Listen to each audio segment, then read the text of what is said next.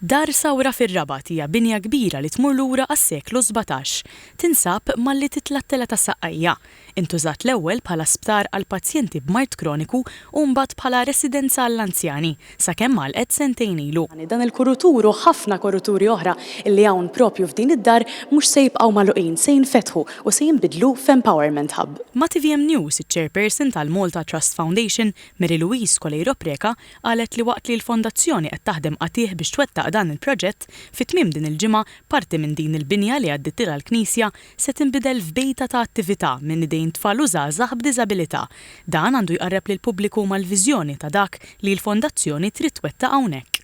Kif ħankunu qegħdin niftħu sular wieħed biss minn ta' Sawra, dak li jekk Alla jrid fi ftit snin oħra jrid ikun in-National Empowerment Hub għal tfal u żgħażagħ b'diżabilità. Naturalment profettajna rwieħna. Ra se jkun hawn 3 kunċerti s-sibt minn tfal li attendu iċ-Ċentru tal-Mużika u l-Arti Terapeutika Villa Bianca tal-Malta Trust Foundation. Qalet li l-qudiem minn Dar Sawra tfal u żgħażagħ b'diżabilità se jitħarġu f'varjetà ta' ħiliet biex ikunu preparati għad-dinja tax-xogħol.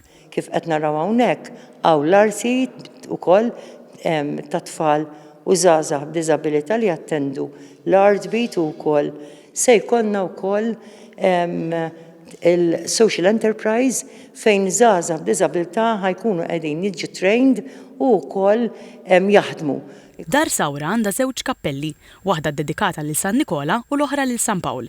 Il-ftuħ ta' parti minn Dar Sawra s-sibt li ġej fil-għaxija u l-ħadd filgħodu se tkun waħda mill-attrazzjonijiet ta' Rabat Sacrum, organizzat mill-Kunsill Lokali. Diversi teżori moħbija f'din il-lokalità sinjura fl-istorja, fl-arti u fil-kultura se jkunu miftuħa l-pubbliku bħal knejjes, il-każini tal-banda u binjiet oħra fejn se jittellaw kunċerti u wirjiet. Bosta attivitajiet oħra huma ppjanati għat-toroq, fosthom rappreżentazzjonijiet storiċi u anke l-preżenza tat-Terra Maxka.